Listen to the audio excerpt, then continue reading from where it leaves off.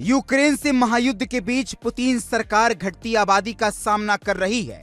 इस संकट से निपटने के लिए रूसी सरकार लोगों को जागरूक कर चुकी है, लुभावने ऑफर और वादे कर चुकी है, लेकिन तमाम कोशिशें अब तक रंग नहीं ला पाईं।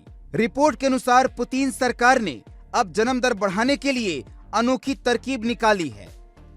5 प्रस्तावों पर विचार किया गया है, जिसमें रात के 10 बजे के बाद लाइट और इंटरनेट बंद करना, माताओं को प्रोत्साहित राशि देना, सरकार की तरफ से कपल की फर्स्ट डेट पर पूरा खर्चा उठाना और सेक्स मंत्रालय की स्थापना तक शामिल है। राष्ट्रपति पुतिन की वफादार और रूसी संसद में पारिवारिक सुरक्षा संबंधी समिति की अध्यक्ष नीना ओस्तोनिना ने सेक्स मंत्रालय का गठन करने की मांग की है।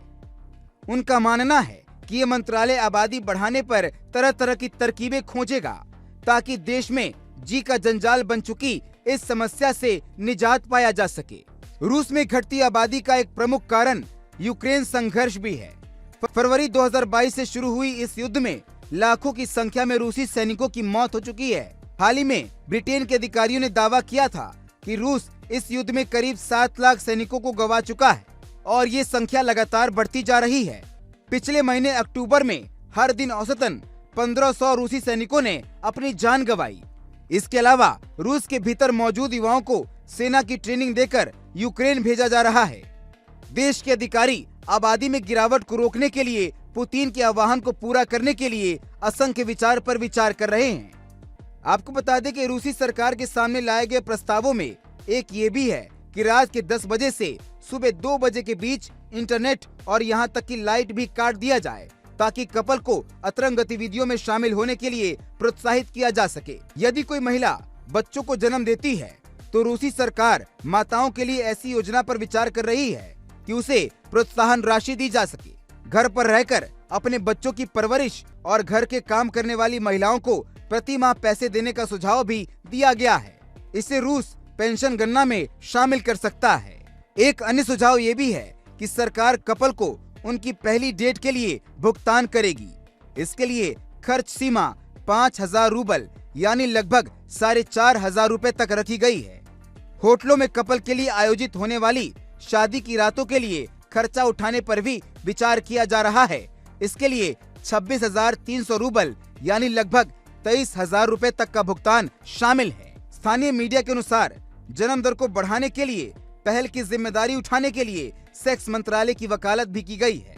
इस प्रस्ताव को ग्लेओ पीआर एजेंसी द्वारा एक याचिका में उठाया गया है। वहीं आपको बता दें कि 18 से 23 वर्ष की आयु वर्ग की छात्राओं को बच्चे के जन्म पर लगभग 1 लाख तक दिए जाने पर विचार किया जा रहा है। ये रकम हर शहर में अलग अलग होंगे। जैसे कई शहरों में पहले बच्चे के जन्म पर लगभग 10 लाख रुपए तक दिए जा सकते हैं। इसके अलावा महिलाओं को फ्री में गर्भधारण परीक्षण की पेशकश की गई है। इस पहल में 20,000 महिलाएं पहले ही भाग ले चुकी हैं। कुछ दिन पहले रूसी सरकार ने ये कहा था कि देश में प्रजनन दर प्रति महिला लगभग 1.5 बच्चे हैं। स्थिर जनसंख्या बनाए रखने के लिए आवश्यक 2.1 दर से काफी नीचे है। इसके अलावा यूक्रेन के साथ चल रहे युद्ध के बीच 10 लाख से अधिक रूसी युवा देश छोड़कर जा चुके हैं। रूस की जन्म दर 1999 के बाद से अपने सबसे निचले स्तर पर पहुंच गई है। जून में जीवित जन्मों की संख्या 1 लाख से नीचे गिर गई है। इस भारी गिरावट ने रूस में गंभीर जनसंख्या गिरावट के बारे में चिंता बढ़ा दी है। जनवरी और जून 2024 के बीच पिछले साल की इस अवधि की तुलना में 16,000 कम बच्चे पैदा हुए हैं। जनसंख्या में 18% की वृद्धि से ये गिरावट और भी बढ़ जाएगी और 2024 में पिछले वर्ष की तुलना में 49,000 अधिक मौतें होने से चिंता काफी बढ़ सकती है।